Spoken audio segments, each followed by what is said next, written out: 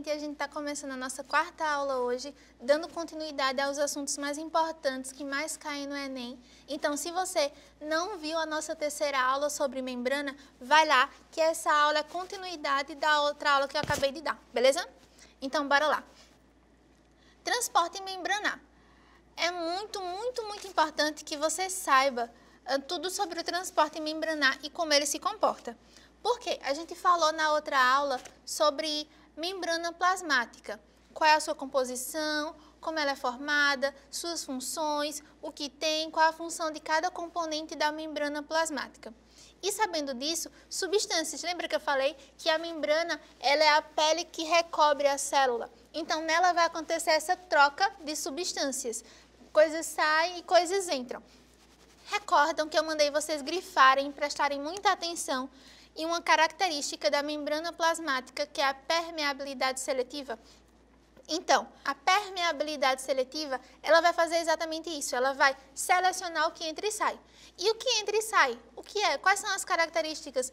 Quais são as substâncias que podem entrar? Quais são as substâncias que podem sair? Como isso se comporta? Então, tudo isso a gente vai saber a partir desse transporte membranar. Antes disso, desde o começo, a gente precisa saber todos os conceitos de solução, de soluto, de solvente, para ter uma noção de como acontece esse transporte. Então, vamos lá. Tudo, pegando um exemplo de um copo com sal, por exemplo. Pego o copo, encho de água, coloco uma colher de sal, dissolvo. Então, a partir desse momento, naquele copo, eu tenho o quê? Eu tenho uma solução. Uma solução de quê? De água e sal. A água ela é o quê? Sempre. Em todos os momentos da sua vida, a água sempre vai ser um solvente universal. E o soluto vai ser o sal. Então, sempre quando eu tiver água, a água sempre vai se comportar como um solvente. Mesmo que ela esteja em menor quantidade do que o soluto. Por exemplo, eu tenho um dedo d'água para meio quilo de sal. Então, a proporção está desigual, está muito desigual. Mesmo assim, a água vai ser o solvente universal. E o soluto vai ser o sal. Então, sempre o soluto vai estar dissolvido no solvente, formando uma solução, beleza? Tem uma solução, que nessa solução vai ter solvente e soluto. E o soluto vai estar dissolvido nesse solvente, formando uma solução, ok? Sabendo disso, a gente precisa também saber de outros conceitos, como, por exemplo, concentração. Uma coisa ela pode estar mais concentrada ou ela pode estar menos concentrada. Vamos lá. Pegando aquele mesmo copo com sal e água. Se eu coloco muito sal e pouca água, então aquela solução está muito concentrada. Em relação à outra, que eu coloco muita água e pouco sal. Sempre essa questão de concentração vai ter uma referência com outra. Então, alguma coisa está mais concentrada do que aquela outra coisa, entende? Pela quantidade de soluto que vai ter naquele solvente, que vai ter dissolvido naquele solvente. Então, se vai ter muito soluto em pouco solvente, em relação à outra, ela vai estar mais concentrada.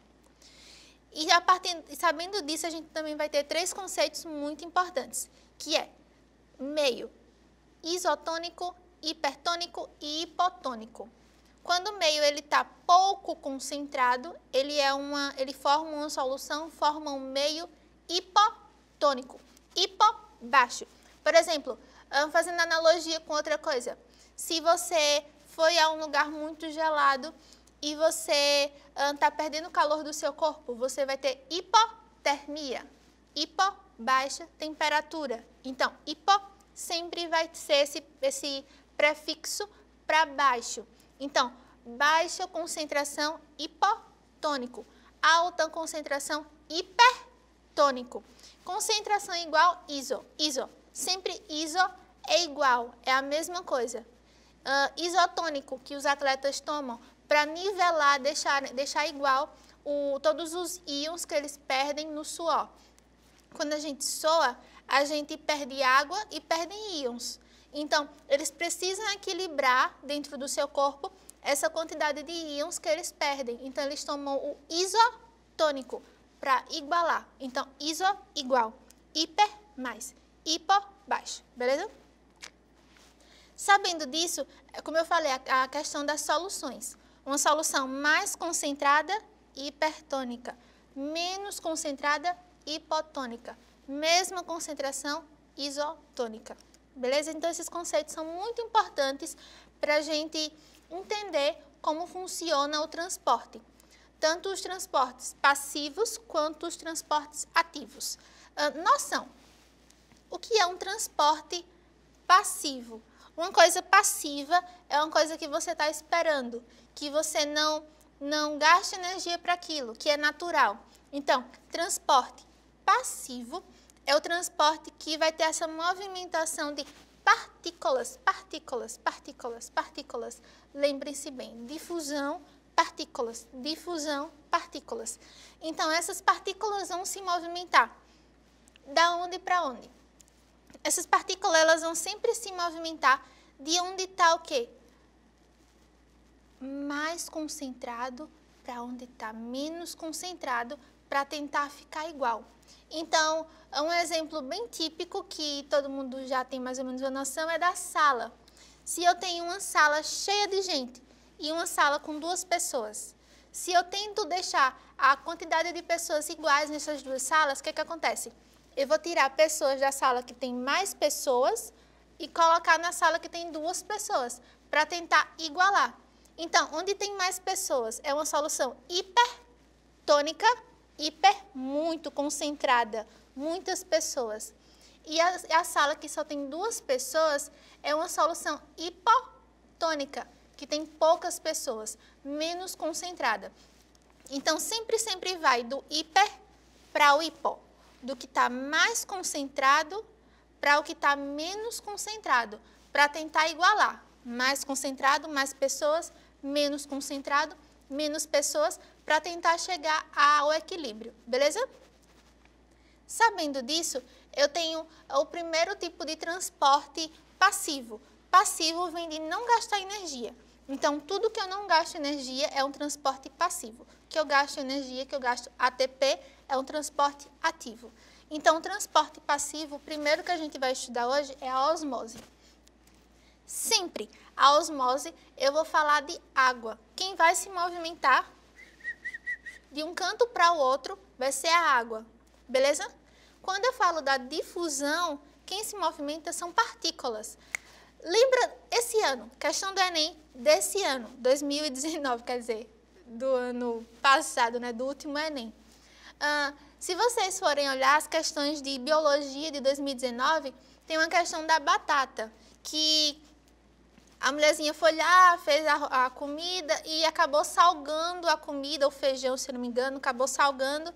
E para dessalgar, para tirar a quantidade de sal, concentração daquela solução do feijão, ela colocou batatas sem nenhum tempero. E o que aconteceu no final do processo? As batatas pegaram aquele sal e tiraram o sal do feijão. O feijão deixou de ficar salgado como no começo, quando ela colocou essas batatas sem tempero. Então, eu vou imaginar o quê? Quem se movimentou? Foi a água que se movimentou ou foi o sal que se movimentou? O sal se movimentou do feijão que estava salgado para as batatas que estavam sem nenhum tempero. Então, essa movimentação de quê? O sal ele é uma partícula ou o sal ele é um solvente? Ele é água. O sal ele não é um solvente, o sal ele é uma partícula. Então, essa movimentação do feijão que estava salgado, do sal desse feijão para o interior das batatas, essa movimentação de partículas, eu vou chamar de quê? Difusão. Então, difusão é a movimentação de partículas, que era essa a resposta da questão, beleza? Então, a gente precisa colocar esses conceitozinhos na nossa cabeça. Quando se movimenta partículas, difusão. Quando é a água que se movimenta, eu tenho a osmose, beleza? Então, sempre quando a água for do meio que tiver muito concentrado, para onde tiver menos concentrado, eu vou ter uma osmose. Ela também pode fazer o contrário, do meio mais para o meio menos, certo? A gente pode tomar como exemplo a hemácia. Vamos lá, pego a hemácia, coloco essa hemácia num meio isotônico. Lembra de iso? iso igual. Então, esse meio isotônico faz com que a hemácia permaneça do mesmo jeito que ela entrou, inalterada, porque o meio está equilibrado, está isotônico. Mas se eu coloco essa hemácia no meio hipertônico, no meio salgado, o que é que acontece? O meio está muito concentrado, o meio está muito concentrado, está muito salgado, vamos dizer assim. Então, ela vai começar a perder água para tentar tornar aquele meio menos salgado, menos concentrado.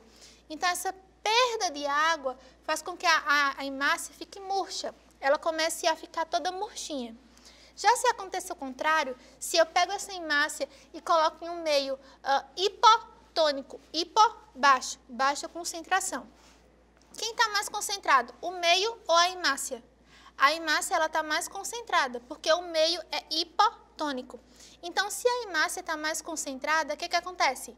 Ela começa a receber água, porque se ela está muito concentrada, o meio precisa da água para ela atingir esse equilíbrio, ela deixar de ficar tão concentrada como no começo. Então, ela começa a ficar, ó, bem grandona, bem cheiona, e ela pode explodir, pode estourar. A gente tem uma particularidade com as células de plantas, porque essas células de plantas e de fungos, elas apresentam uma coisa a mais. A hemácia, ela apresenta a membrana, mas as células de plantas apresentam também a parede celular de forma externa. Então, lembra que eu falei, quando o meio é hipotônico, então quando a hemácia está muito concentrada, ela começa a receber água para ficar menos concentrada. Então, ela explode, ela estoura. Nas células de planta, isso não acontece, porque lembra que a membrana ela é maleável, então ela permite essa explosão.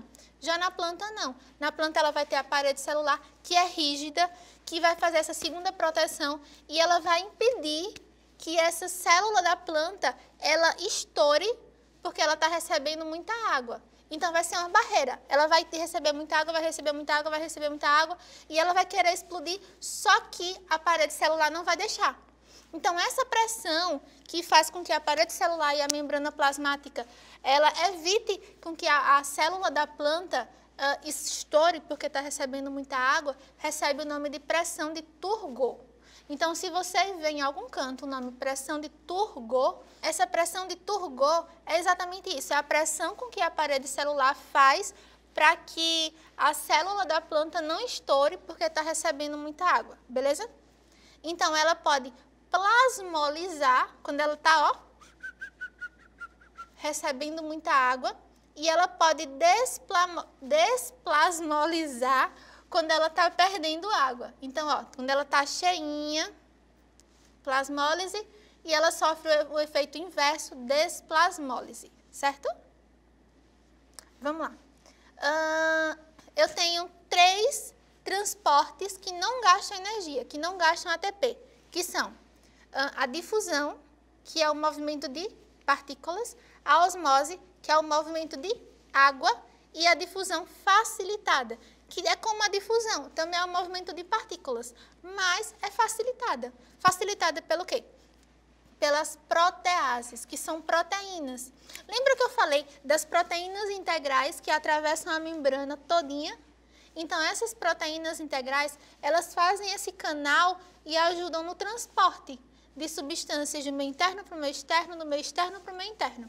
Então, essa difusão facilitada é o movimento de partículas por meio de proteínas, as proteases. Por ser facilitado por proteínas, então vai ser muito mais rápido do que a simples, porque eu vou ter uma pessoinha que vai pegar a moléculazinha e vai atravessar ela de forma rápida.